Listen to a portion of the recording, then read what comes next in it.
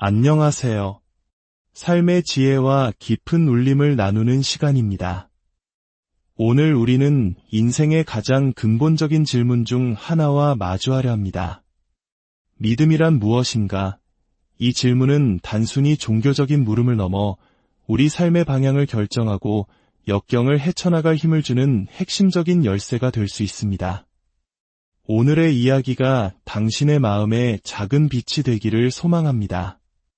만약 이 메시지를 통해 위로와 힘을 얻으셨다면 구독과 좋아요를 통해 이 빛을 함께 나누는 여정에 동참해 주시길 부탁드립니다. 당신의 참여는 저희가 더 좋은 콘텐츠를 만드는 데 큰 힘이 됩니다. 이 말씀을 듣는 모든 분들의 삶에 하나님의 평강이 가득하기를 기도합니다. 성경 마가복음 11장 22절에서 예수님께서는 우리에게 이렇게 명령하십니다. 하나님을 믿으라. 이것은 단순한 제안이나 이론이 아닙니다. 이것은 우리를 향한 주님의 분명하고 직접적인 명령입니다. 마음속으로 함께 고백해 봅시다. 나는 하나님을 믿습니다. 하나님께 영광을 돌립니다. 진정한 믿음은 감정에 따라 흔들리는 것이 아닙니다. 어려운 상황에 좌우되는 것도 아니며 다른 사람의 생각에 휘둘리는 것도 아닙니다. 믿음은 오직 영원히 변치 않는 하나님의 말씀 위에 굳건히 세워져야 합니다.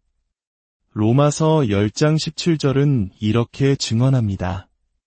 그러므로 믿음은 들음에서 나며 들음은 그리스도의 말씀으로 말미암았느니라. 자세히 보십시오. 믿음이 기도로부터 온다고 말하지 않습니다. 눈물이나 간구로부터 온다고도 말하지 않습니다. 성경은 분명히 말합니다. 믿음은 하나님의 말씀을 듣고 또 들음으로써 생겨난다고 말입니다. 우리 한국인들은 고난의 역사 속에서도 희망을 노래했던 민족입니다. 일제강점기의 암흑 속에서도 25 전쟁의 폐허 위에서도 우리는 다시 일어설 수 있다는 믿음을 버리지 않았습니다. 바로 그 불굴의 정신처럼 영적인 세계에서도 믿음은 우리를 일으켜 세우는 힘이 됩니다. 믿음으로 사는 법을 배우지 못한다면 우리는 고난의 폭풍과 의심의 바람, 그리고 마귀의 모든 계략에 이리저리 흔들리는 연약한 존재로 남게 될 것입니다. 하지만 믿음으로 걷는 법을 배울 때 우리는 흔들리지 않고 움직이지 않으며 결코 패배하지 않는 견고한 사람이 될 수 있습니다. 할렐루야! 어떤 분들은 믿음을 가지려고 노력하고 있어요 라고 말합니다. 하지만 예수님은 그렇게 말씀하지 않으셨습니다. 하나님을 믿으려고 노력하라가 아니라 하나님을 믿으라고 명령하셨습니다. 믿음은 있거나 없는 것, 둘 중 하나입니다. 그리고 만약 당신이 거듭난 하나님의 자녀라면 당신은 이미 믿음을 가지고 있습니다. 로마서 12장 3절은 하나님께서 모든 사람에게 믿음의 분량을 나누어 주셨다고 말합니다.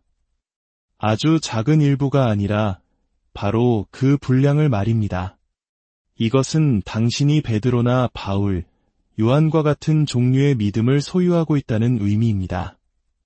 문제는 당신에게 믿음이 있느냐 없느냐가 아니라 당신이 그 믿음을 사용하고 있느냐 하는 것입니다.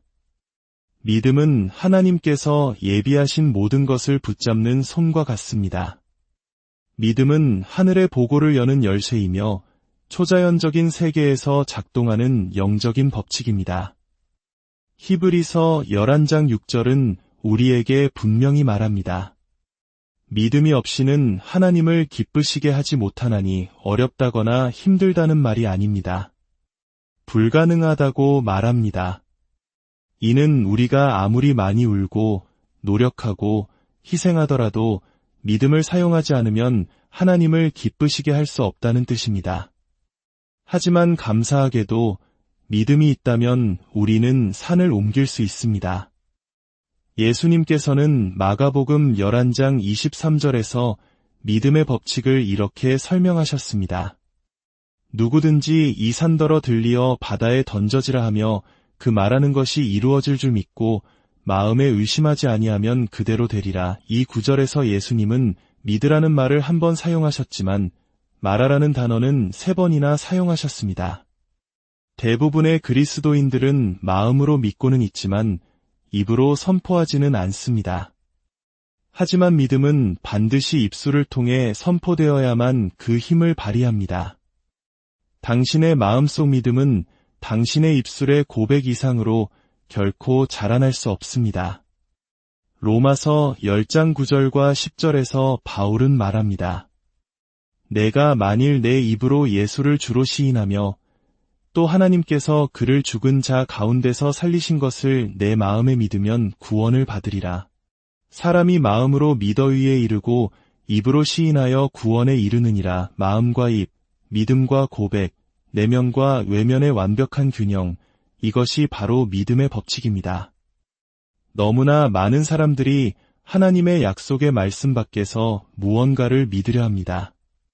하지만 하나님의 말씀 속에서 그것을 먼저 발견하지 못한다면 우리는 아무것도 믿을 수 없습니다.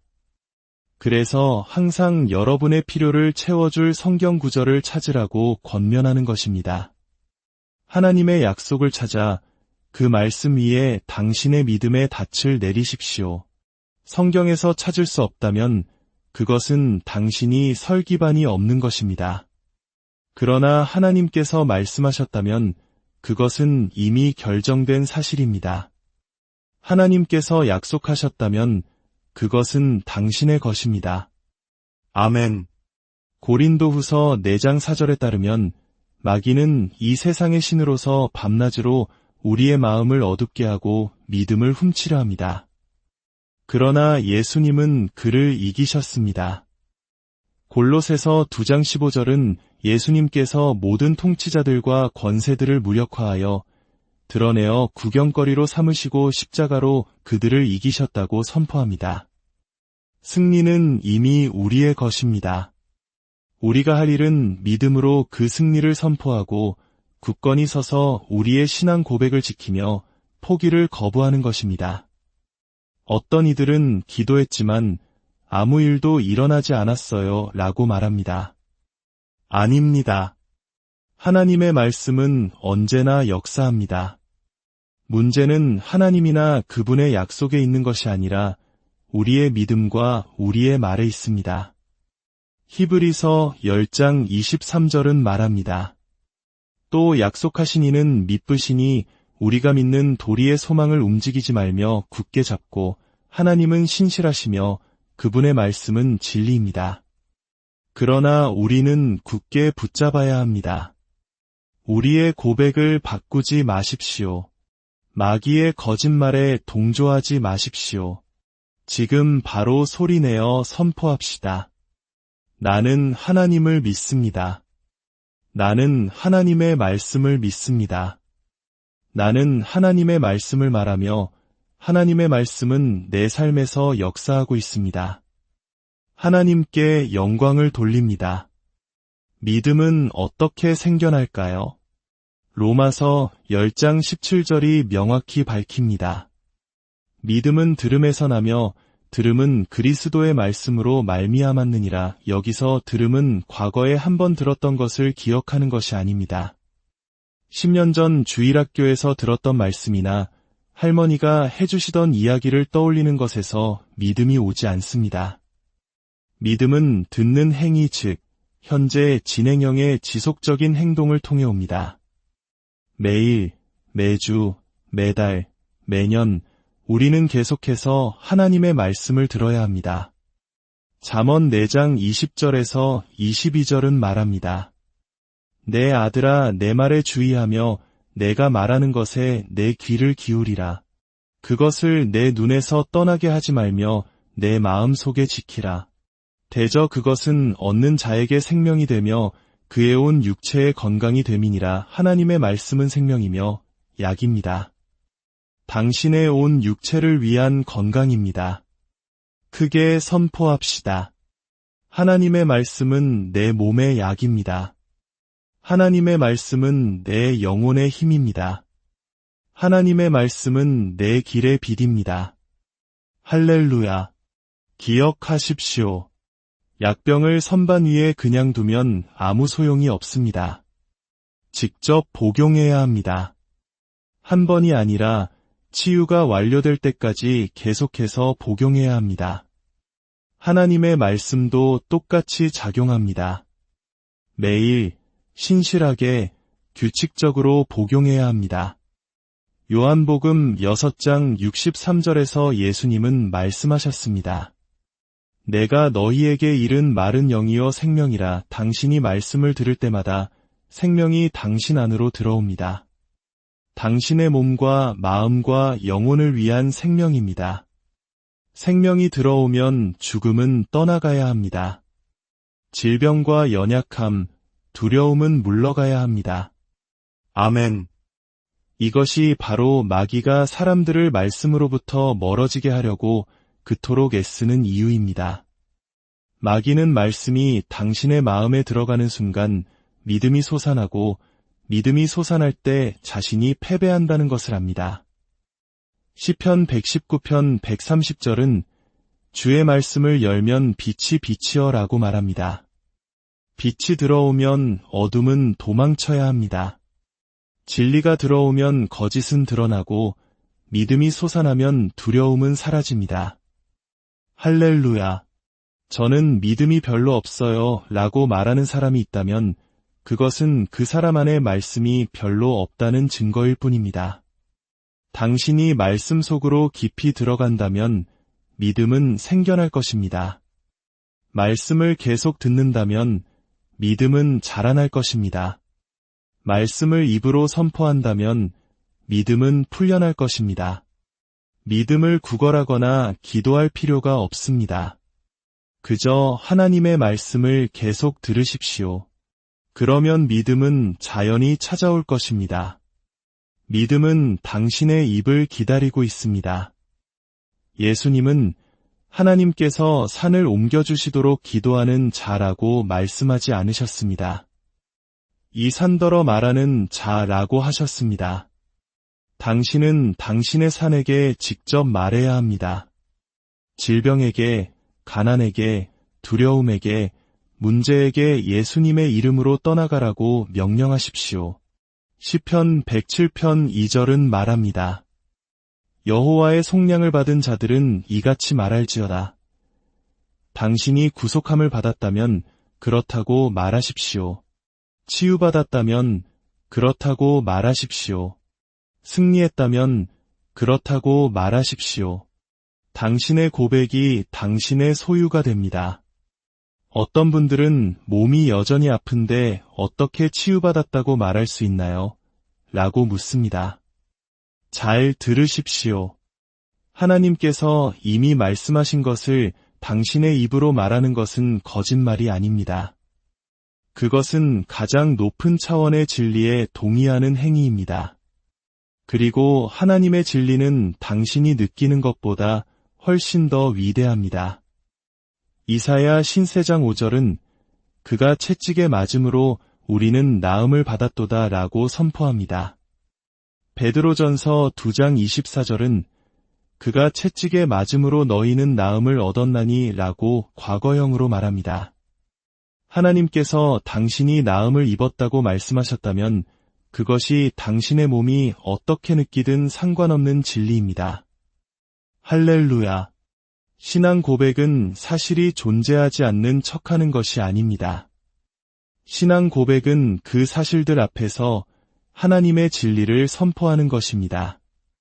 고통이 있다는 것이 사실일지라도 예수님의 채찍으로 내가 나음을 입었다는 것이 진리입니다. 지갑이 비어 보인다는 것이 사실일지라도 나의 하나님이 그리스도 예수 안에서 영광 가운데 그 풍성한 대로 나의 모든 쓸 것을 채우신다는 것이 진리입니다. 연약함이 당신을 둘러싼다는 것이 사실일지라도 여호와는 내 삶의 힘이시라는 것이 진리입니다. 믿음은 문제를 부정하지 않습니다. 믿음은 하나님의 말씀의 권위를 가지고 문제에게 움직이라고 명령합니다. 우리 함께 연습해 봅시다. 저를 따라 크게 선포하십시오. 질병에게 말하노니 예수의 이름으로 떠나갈지어다. 가난에게 말하노니 예수의 이름으로 제거될지어다. 두려움에게 말하노니 내 삶에서 떠나갈지어다. 모든 산들아 예수의 이름으로 움직일지어다. 하나님께 영광을. 이것이 바로 말의 법칙이 작동하는 방식입니다. 믿음은 음성으로 활성화됩니다. 당신의 입술로 하나님의 말씀을 선포할 때 온 하늘이 당신을 지지하고 천사들이 당신을 위해 움직이며 마귀는 도망가고 산들은 그 명령에 복종합니다. 믿음은 머리가 아닌 마음에서 나옵니다. 로마서 10장 10절은 사람이 마음으로 믿어 위에 이르고 입으로 시인하여 구원에 이르느니라 고 설명합니다. 당신의 머리는 당신과 논쟁할 것입니다. 효과가 없어. 나아지는 것 같지 않아. 아무 변화도 보이지 않아. 하지만 하나님의 말씀으로 가득 찬 당신의 마음은 이렇게 대답할 것입니다. 나는 내가 보고 느끼는 것이 아니라 하나님께서 말씀하신 것을 믿는다. 마음속으로 함께 고백합시다. 믿음은 머리가 아닌 마음의 것입니다. 나는 마음으로 믿습니다. 나는 내 마음이 하나님의 말씀을 붙잡도록 합니다. 당신의 마음은 마치 온도 조절 장치와 같습니다. 주변 상황을 바꾸도록 설정합니다. 믿음은 단지 상황을 읽는 것이 아니라 상황을 설정합니다. 히브리서 11장 1절은 믿음은 바라는 것들의 실상이요 보이지 않는 것들의 증거니 라고 말합니다. 믿음은 언젠가가 아니라 항상 지금입니다. 의심스러운 생각이 당신의 머리를 스쳐 지나간다고 해서 당신의 마음이 의심하고 있는 것은 아닙니다. 예수님께서 말씀하신 핵심은 마음에 의심하지 않는 것입니다. 당신의 마음이 하나님의 말씀을 굳게 붙들고 있는 한 당신의 믿음은 살아 역사합니다. 우리는 믿음으로 걷고 보는 것으로 걷지 않습니다. 말씀이 당신이 어떤 존재라고 선언하면 당신은 그런 존재입니다. 말씀이 당신이 무언가를 가졌다고 선언하면 당신은 그것을 가진 것입니다. 믿음은 기도하는 바로 그 순간에 받는다고 믿어야 합니다. 예수님은 마가복음 11장 24절에서 말씀하셨습니다. 무엇이든지 기도하고 구하는 것은 받은 줄로 믿으라 그리하면 너희에게 그대로 되리라. 기도한 후에 받는다고 믿는 것이 아닙니다.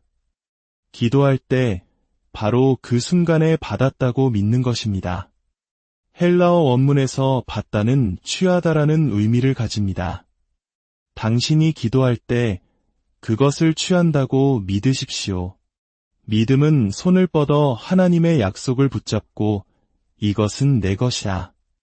나는 지금 이것을 가졌다고 선언하는 것입니다. 먼저 당신이 받았다고 믿으면 그 후에 가지게 될 것입니다. 순서를 바꾸려 하지 마십시오.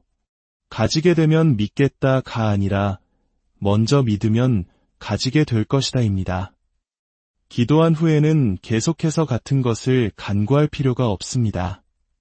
그 대신 감사로 전환하십시오. 주님, 제가 기도할 때 받았음을 믿습니다. 감사합니다. 그것은 제 것입니다. 이것이 믿음의 법칙입니다. 당신의 영 안에서 그것을 받은 후에는 그것이 현실 세계에 나타나는 것은 시간 문제일 뿐입니다. 그리고 한 번 믿고 받았다면 그 고백을 굳게 붙들어야 합니다.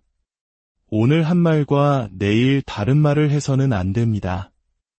히브리서 10장 23절은 흔들림 없이 우리의 믿음의 고백을 굳게 붙잡으라고 말합니다.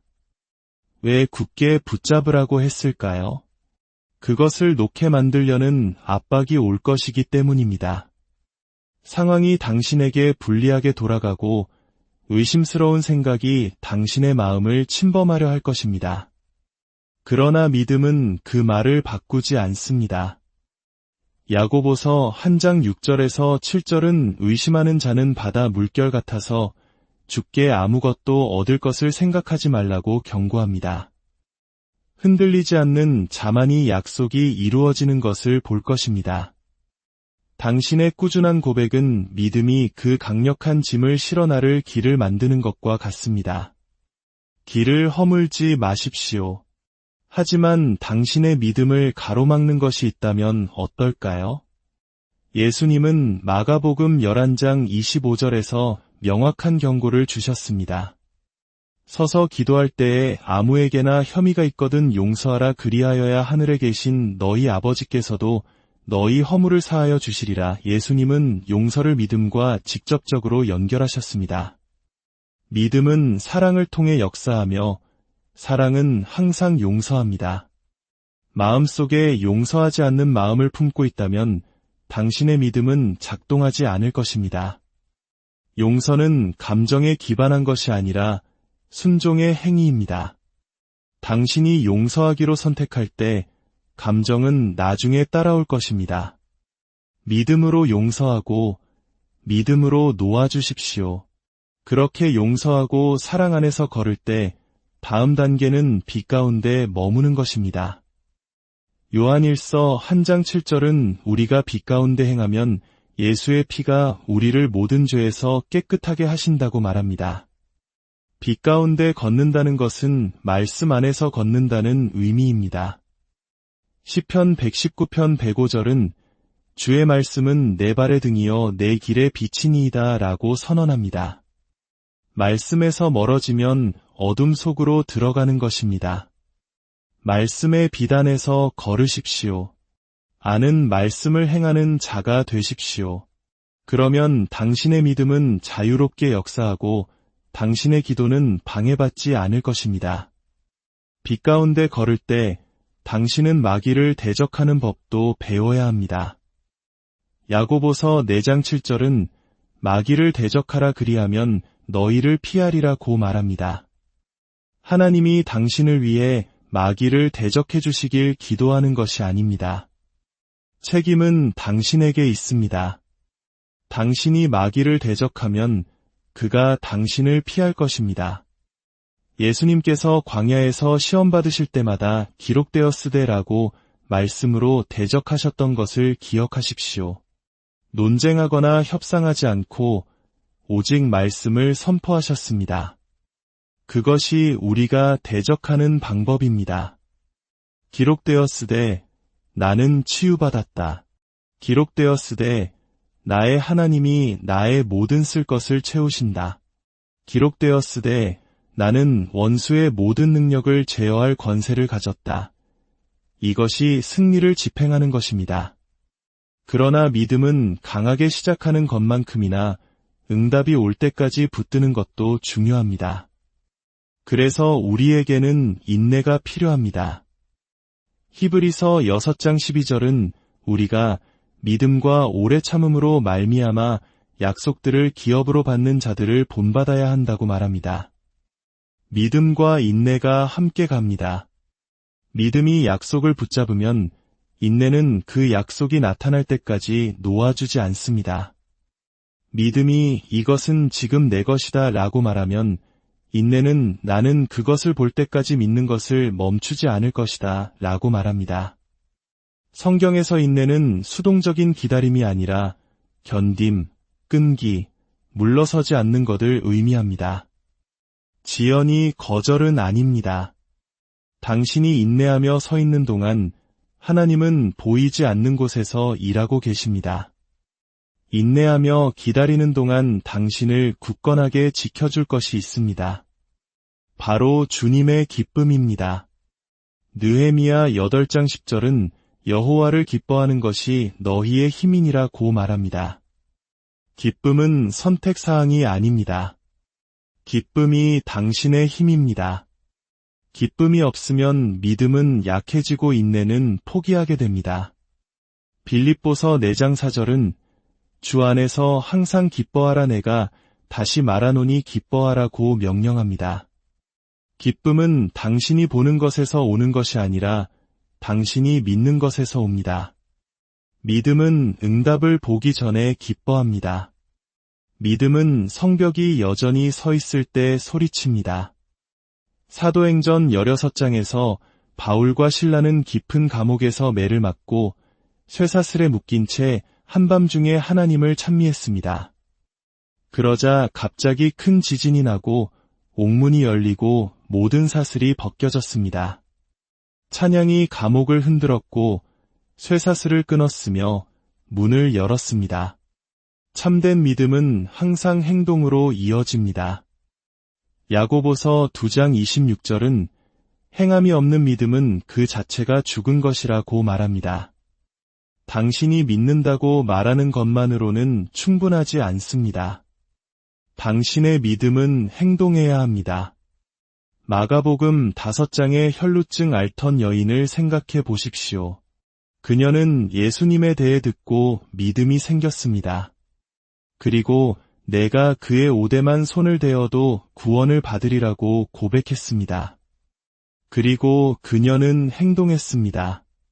군중을 뚫고 나아가 그의 옷에 손을 대었고 치유를 받았습니다. 그녀의 믿음은 말뿐만 아니라 행동에 있었습니다. 모든 것을 행한 후에는 굳건히 서야 합니다. 에베소서 6장 13절은 모든 일을 행한 후에 서기 위함이라고 말합니다. 포기하지 않고 놓아주지 않고 굳건히 서는 것입니다. 마귀를 정면으로 바라보며 아니, 넌 내 것을 훔쳐갈 수 없어. 나는 이미 믿었고 받았으며 그것은 지금 내 것이야 라고 말하는 것입니다. 이것이 다니엘을 사자굴에서 새 친구를 불타는 풀무불에서 지켜낸 믿음의 자세입니다. 이 모든 믿음의 법칙을 하나로 묶는 마지막 법칙이 있습니다. 바로 하나님의 신실하심에 대한 믿음입니다. 우리가 시작했던 마가복음 11장 22절 하나님을 믿으라 우리가 배운 모든 원리는 이 하나에 흔들리지 않는 진리로 기결됩니다. 하나님을 믿는 믿음은 결코 실패하지 않습니다. 요한일서 5장 4절은 선포합니다. 무릇 하나님께로부터 난 자마다 세상을 이기느니라 세상을 이기는 승리는 이것이니 우리의 믿음이니라. 믿음이 바로 승리입니다. 고린도후서 2장 14절은 하나님께서 우리를 그리스도 안에서 항상 이기게 하신다고 말합니다. 때때로가 아니라 항상입니다.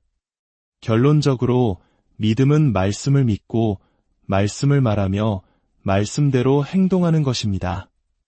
믿음은 용서하고 기뻐하며 굳건히 서고 인내합니다. 그리고 이 모든 것의 기초가 되는 하나님을 향한 믿음은 결코 실패하지 않습니다. 마지막으로 함께 선포합시다. 나는 믿는 자입니다. 나는 믿음으로 걷고 믿음으로 살며 믿음으로 이깁니다. 하나님을 향한 나의 믿음은 결코 실패하지 않습니다. 할렐루야. 하나님께 영광을 돌립니다. 안녕하세요. 삶의 지혜와 깊은 울림을 나누는 시간입니다. 오늘 우리는 인생의 가장 근본적인 질문 중 하나와 마주하려 합니다. 믿음이란 무엇인가? 이 질문은 단순히 종교적인 물음을 넘어 우리 삶의 방향을 결정하고 역경을 헤쳐나갈 힘을 주는 핵심적인 열쇠가 될 수 있습니다. 오늘의 이야기가 당신의 마음에 작은 빛이 되기를 소망합니다. 만약 이 메시지를 통해 위로와 힘을 얻으셨다면 구독과 좋아요를 통해 이 빛을 함께 나누는 여정에 동참해 주시길 부탁드립니다. 당신의 참여는 저희가 더 좋은 콘텐츠를 만드는 데 큰 힘이 됩니다. 이 말씀을 듣는 모든 분들의 삶에 하나님의 평강이 가득하기를 기도합니다. 성경 마가복음 11장 22절에서 예수님께서는 우리에게 이렇게 명령하십니다. 하나님을 믿으라. 이것은 단순한 제안이나 이론이 아닙니다. 이것은 우리를 향한 주님의 분명하고 직접적인 명령입니다. 마음속으로 함께 고백해 봅시다. 나는 하나님을 믿습니다. 하나님께 영광을 돌립니다. 진정한 믿음은 감정에 따라 흔들리는 것이 아닙니다. 어려운 상황에 좌우되는 것도 아니며 다른 사람의 생각에 휘둘리는 것도 아닙니다. 믿음은 오직 영원히 변치 않는 하나님의 말씀 위에 굳건히 세워져야 합니다. 로마서 10장 17절은 이렇게 증언합니다. 그러므로 믿음은 들음에서 나며 들음은 그리스도의 말씀으로 말미암았느니라. 자세히 보십시오. 믿음이 기도로부터 온다고 말하지 않습니다. 눈물이나 간구로부터 온다고도 말하지 않습니다. 성경은 분명히 말합니다. 믿음은 하나님의 말씀을 듣고 또 들음으로써 생겨난다고 말입니다. 우리 한국인들은 고난의 역사 속에서도 희망을 노래했던 민족입니다. 일제강점기의 암흑 속에서도 25 전쟁의 폐허 위에서도 우리는 다시 일어설 수 있다는 믿음을 버리지 않았습니다. 바로 그 불굴의 정신처럼 영적인 세계에서도 믿음은 우리를 일으켜 세우는 힘이 됩니다. 믿음으로 사는 법을 배우지 못한다면 우리는 고난의 폭풍과 의심의 바람, 그리고 마귀의 모든 계략에 이리저리 흔들리는 연약한 존재로 남게 될 것입니다. 하지만 믿음으로 걷는 법을 배울 때 우리는 흔들리지 않고 움직이지 않으며 결코 패배하지 않는 견고한 사람이 될 수 있습니다. 할렐루야! 어떤 분들은 믿음을 가지려고 노력하고 있어요 라고 말합니다. 하지만 예수님은 그렇게 말씀하지 않으셨습니다. 하나님을 믿으려고 노력하라가 아니라 하나님을 믿으라고 명령하셨습니다. 믿음은 있거나 없는 것, 둘 중 하나입니다. 그리고 만약 당신이 거듭난 하나님의 자녀라면 당신은 이미 믿음을 가지고 있습니다. 로마서 12장 3절은 하나님께서 모든 사람에게 믿음의 분량을 나누어 주셨다고 말합니다. 아주 작은 일부가 아니라 바로 그 분량을 말입니다. 이것은 당신이 베드로나 바울, 요한과 같은 종류의 믿음을 소유하고 있다는 의미입니다. 문제는 당신에게 믿음이 있느냐 없느냐가 아니라 당신이 그 믿음을 사용하고 있느냐 하는 것입니다. 믿음은 하나님께서 예비하신 모든 것을 붙잡는 손과 같습니다. 믿음은 하늘의 보고를 여는 열쇠이며 초자연적인 세계에서 작동하는 영적인 법칙입니다. 히브리서 11장 6절은 우리에게 분명히 말합니다. 믿음이 없이는 하나님을 기쁘시게 하지 못하나니 어렵다거나 힘들다는 말이 아닙니다. 불가능하다고 말합니다. 이는 우리가 아무리 많이 울고 노력하고 희생하더라도 믿음을 사용하지 않으면 하나님을 기쁘시게 할 수 없다는 뜻입니다. 하지만 감사하게도 믿음이 있다면 우리는 산을 옮길 수 있습니다. 예수님께서는 마가복음 11장 23절에서 믿음의 법칙을 이렇게 설명하셨습니다. 누구든지 이 산더러 들리어 바다에 던져지라 하며 그 말하는 것이 이루어질 줄 믿고 마음에 의심하지 아니하면 그대로 되리라. 이 구절에서 예수님은 믿으라는 말을 한 번 사용하셨지만 말하라는 단어는 3번이나 사용하셨습니다. 대부분의 그리스도인들은 마음으로 믿고는 있지만 입으로 선포하지는 않습니다. 하지만 믿음은 반드시 입술을 통해 선포되어야만 그 힘을 발휘합니다. 당신의 마음속 믿음은 당신의 입술의 고백 이상으로 결코 자라날 수 없습니다.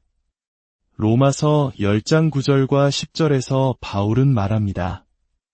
내가 만일 내 입으로 예수를 주로 시인하며 또 하나님께서 그를 죽은 자 가운데서 살리신 것을 내 마음에 믿으면 구원을 받으리라. 사람이 마음으로 믿어 의에 이르고 입으로 시인하여 구원에 이르느니라. 마음과 입, 믿음과 고백, 내면과 외면의 완벽한 균형, 이것이 바로 믿음의 법칙입니다. 너무나 많은 사람들이 하나님의 약속의 말씀 밖에서 무언가를 믿으려 합니다. 하지만 하나님의 말씀 속에서 그것을 먼저 발견하지 못한다면 우리는 아무것도 믿을 수 없습니다. 그래서 항상 여러분의 필요를 채워줄 성경 구절을 찾으라고 권면하는 것입니다. 하나님의 약속을 찾아 그 말씀 위에 당신의 믿음의 닻을 내리십시오. 성경에서 찾을 수 없다면 그것은 당신이 설 기반이 없는 것입니다. 그러나 하나님께서 말씀하셨다면 그것은 이미 결정된 사실입니다. 하나님께서 약속하셨다면 그것은 당신의 것입니다. 아멘. 고린도후서 4장 4절에 따르면 마귀는 이 세상의 신으로서 밤낮으로 우리의 마음을 어둡게 하고 믿음을 훔치려 합니다. 그러나 예수님은 그를 이기셨습니다. 골로새서 2장 15절은 예수님께서 모든 통치자들과 권세들을 무력화하여 드러내어 구경거리로 삼으시고 십자가로 그들을 이기셨다고 선포합니다. 승리는 이미 우리의 것입니다. 우리가 할 일은 믿음으로 그 승리를 선포하고 굳건히 서서 우리의 신앙 고백을 지키며 포기를 거부하는 것입니다. 어떤 이들은 기도했지만 아무 일도 일어나지 않았어요 라고 말합니다. 아닙니다. 하나님의 말씀은 언제나 역사합니다. 문제는 하나님이나 그분의 약속에 있는 것이 아니라 우리의 믿음과 우리의 말에 있습니다. 히브리서 10장 23절은 말합니다. 또 약속하신 이는 미쁘시니 우리가 믿는 도리의 소망을 움직이지 말며 굳게 잡고 하나님은 신실하시며 그분의 말씀은 진리입니다. 그러나 우리는 굳게 붙잡아야 합니다. 우리의 고백을 바꾸지 마십시오. 마귀의 거짓말에 동조하지 마십시오. 지금 바로 소리내어 선포합시다. 나는 하나님을 믿습니다. 나는 하나님의 말씀을 믿습니다. 나는 하나님의 말씀을 말하며 하나님의 말씀은 내 삶에서 역사하고 있습니다. 하나님께 영광을 돌립니다. 믿음은 어떻게 생겨날까요? 로마서 10장 17절이 명확히 밝힙니다. 믿음은 들음에서 나며 들음은 그리스도의 말씀으로 말미암았느니라. 여기서 들음은 과거에 한번 들었던 것을 기억하는 것이 아닙니다. 10년 전 주일학교에서 들었던 말씀이나 할머니가 해주시던 이야기를 떠올리는 것에서 믿음이 오지 않습니다. 믿음은 듣는 행위 즉 현재 진행형의 지속적인 행동을 통해 옵니다.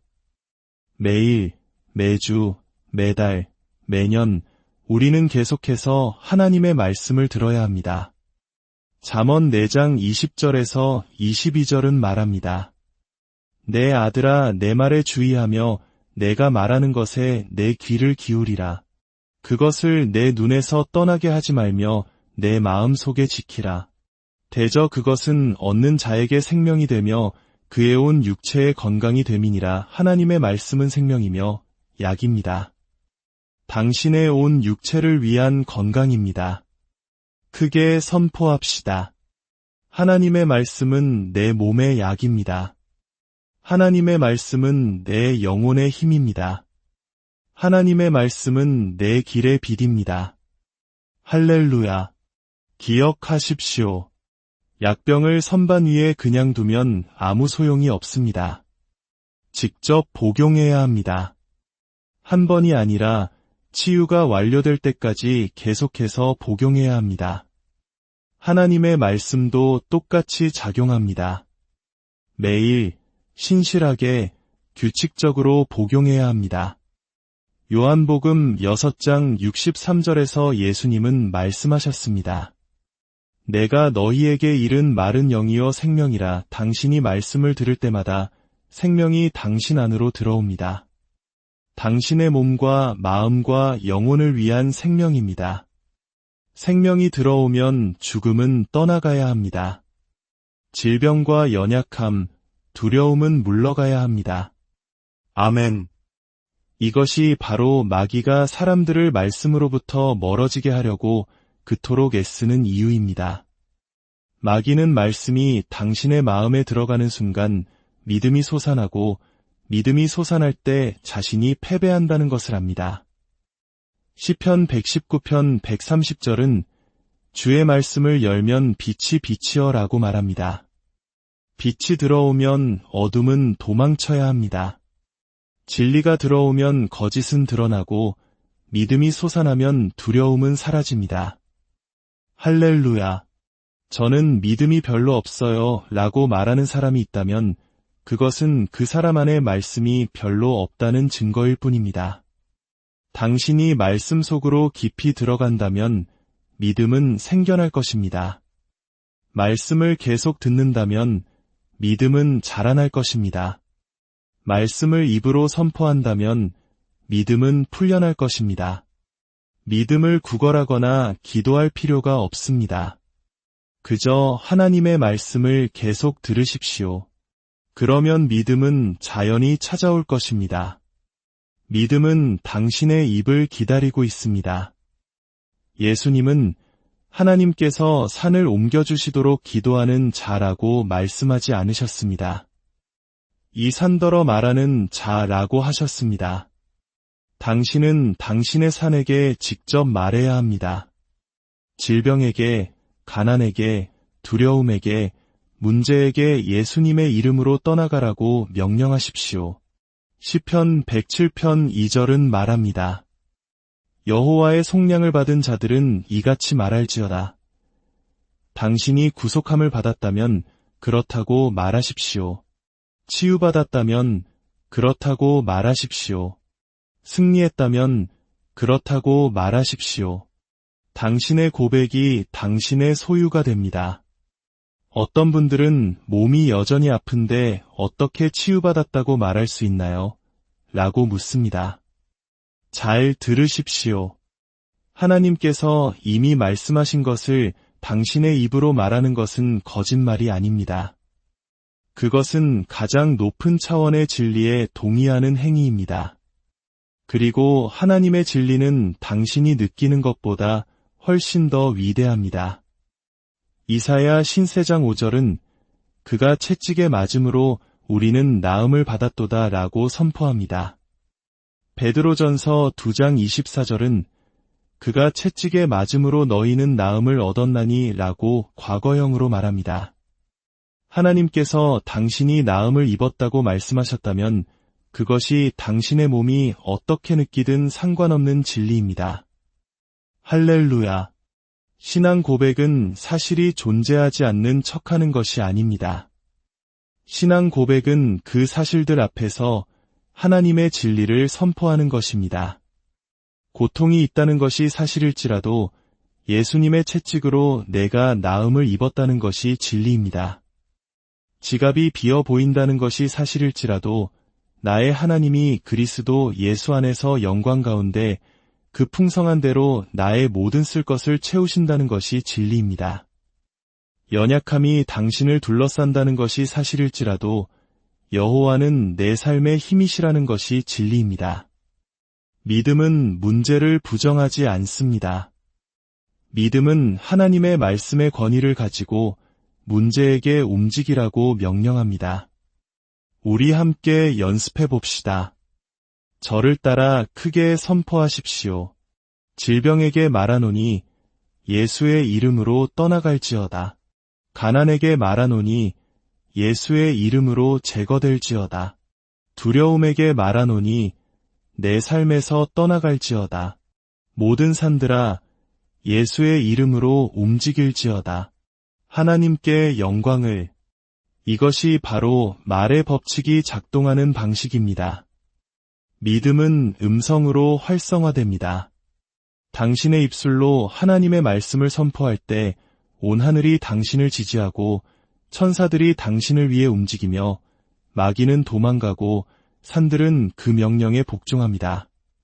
믿음은 머리가 아닌 마음에서 나옵니다.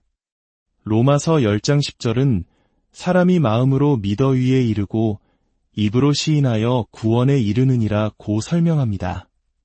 당신의 머리는 당신과 논쟁할 것입니다. 효과가 없어. 나아지는 것 같지 않아. 아무 변화도 보이지 않아. 하지만 하나님의 말씀으로 가득 찬 당신의 마음은 이렇게 대답할 것입니다. 나는 내가 보고 느끼는 것이 아니라 하나님께서 말씀하신 것을 믿는다. 마음속으로 함께 고백합시다. 믿음은 머리가 아닌 마음의 것입니다. 나는 마음으로 믿습니다. 나는 내 마음이 하나님의 말씀을 붙잡도록 합니다. 당신의 마음은 마치 온도 조절 장치와 같습니다. 주변 상황을 바꾸도록 설정합니다. 믿음은 단지 상황을 읽는 것이 아니라 상황을 설정합니다. 히브리서 11장 1절은 믿음은 바라는 것들의 실상이요 보이지 않는 것들의 증거니 라고 말합니다. 믿음은 언젠가가 아니라 항상 지금입니다. 의심스러운 생각이 당신의 머리를 스쳐 지나간다고 해서 당신의 마음이 의심하고 있는 것은 아닙니다. 예수님께서 말씀하신 핵심은 마음에 의심하지 않는 것입니다. 당신의 마음이 하나님의 말씀을 굳게 붙들고 있는 한 당신의 믿음은 살아 역사합니다. 우리는 믿음으로 걷고 보는 것으로 걷지 않습니다. 말씀이 당신이 어떤 존재라고 선언하면 당신은 그런 존재입니다. 말씀이 당신이 무언가를 가졌다고 선언하면 당신은 그것을 가진 것입니다. 믿음은 기도하는 바로 그 순간에 받는다고 믿어야 합니다. 예수님은 마가복음 11장 24절에서 말씀하셨습니다. 무엇이든지 기도하고 구하는 것은 받은 줄로 믿으라 그리하면 너희에게 그대로 되리라. 기도한 후에 받는다고 믿는 것이 아닙니다. 기도할 때 바로 그 순간에 받았다고 믿는 것입니다. 헬라어 원문에서 받다는 취하다라는 의미를 가집니다. 당신이 기도할 때 그것을 취한다고 믿으십시오. 믿음은 손을 뻗어 하나님의 약속을 붙잡고 이것은 내 것이야. 나는 지금 이것을 가졌다고 선언하는 것입니다. 먼저 당신이 받았다고 믿으면 그 후에 가지게 될 것입니다. 순서를 바꾸려 하지 마십시오. 가지게 되면 믿겠다가 아니라 먼저 믿으면 가지게 될 것이다입니다. 기도한 후에는 계속해서 같은 것을 간구할 필요가 없습니다. 그 대신 감사로 전환하십시오. 주님, 제가 기도할 때 받았음을 믿습니다. 감사합니다. 그것은 제 것입니다. 이것이 믿음의 법칙입니다. 당신의 영 안에서 그것을 받은 후에는 그것이 현실 세계에 나타나는 것은 시간 문제일 뿐입니다. 그리고 한번 믿고 받았다면 그 고백을 굳게 붙들어야 합니다. 오늘 한 말과 내일 다른 말을 해서는 안 됩니다. 히브리서 10장 23절은 흔들림 없이 우리의 믿음의 고백을 굳게 붙잡으라고 말합니다. 왜 굳게 붙잡으라고 했을까요? 그것을 놓게 만들려는 압박이 올 것이기 때문입니다. 상황이 당신에게 불리하게 돌아가고 의심스러운 생각이 당신의 마음을 침범하려 할 것입니다. 그러나 믿음은 그 말을 바꾸지 않습니다. 야고보서 1장 6절에서 7절은 의심하는 자는 바다 물결 같아서 주께 아무것도 얻을 것을 생각하지 말라고 경고합니다. 흔들리지 않는 자만이 약속이 이루어지는 것을 볼 것입니다. 당신의 꾸준한 고백은 믿음이 그 강력한 짐을 실어 나를 길을 만드는 것과 같습니다. 길을 허물지 마십시오. 하지만 당신의 믿음을 가로막는 것이 있다면 어떨까요? 예수님은 마가복음 11장 25절에서 명확한 경고를 주셨습니다. 서서 기도할 때에 아무에게나 혐의가 있거든 용서하라 그리하여야 하늘에 계신 너희 아버지께서도 너희 허물을 사하여 주시리라. 예수님은 용서를 믿음과 직접적으로 연결하셨습니다. 믿음은 사랑을 통해 역사하며 사랑은 항상 용서합니다. 마음속에 용서하지 않는 마음을 품고 있다면 당신의 믿음은 작동하지 않을 것입니다. 용서는 감정에 기반한 것이 아니라 순종의 행위입니다. 당신이 용서하기로 선택할 때 감정은 나중에 따라올 것입니다. 믿음으로 용서하고 믿음으로 놓아주십시오. 그렇게 용서하고 사랑 안에서 걸을 때 다음 단계는 빛 가운데 머무는 것입니다. 요한일서 1장 7절은 우리가 빛 가운데 행하면 예수의 피가 우리를 모든 죄에서 깨끗하게 하신다고 말합니다. 빛 가운데 걷는다는 것은 말씀 안에서 걷는다는 의미입니다. 시편 119편 105절은 주의 말씀은 내 발의 등이요 내 길의 빛이니이다 라고 선언합니다. 말씀에서 멀어지면 어둠 속으로 들어가는 것입니다. 말씀의 빛 안에서 걸으십시오.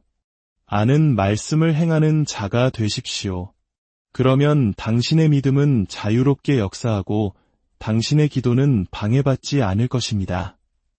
빛 가운데 걸을 때 당신은 마귀를 대적하는 법도 배워야 합니다. 야고보서 4장 7절은 마귀를 대적하라 그리하면 너희를 피하리라고 말합니다. 하나님이 당신을 위해 마귀를 대적해 주시길 기도하는 것이 아닙니다. 책임은 당신에게 있습니다. 당신이 마귀를 대적하면 그가 당신을 피할 것입니다. 예수님께서 광야에서 시험 받으실 때마다 기록되었으되라고 말씀으로 대적하셨던 것을 기억하십시오. 논쟁하거나 협상하지 않고 오직 말씀을 선포하셨습니다. 그것이 우리가 대적하는 방법입니다. 기록되었으되 나는 치유받았다. 기록되었으되 나의 하나님이 나의 모든 쓸 것을 채우신다. 기록되었으되 나는 원수의 모든 능력을 제어할 권세를 가졌다. 이것이 승리를 집행하는 것입니다. 그러나 믿음은 강하게 시작하는 것만큼이나 응답이 올 때까지 붙드는 것도 중요합니다. 그래서 우리에게는 인내가 필요합니다.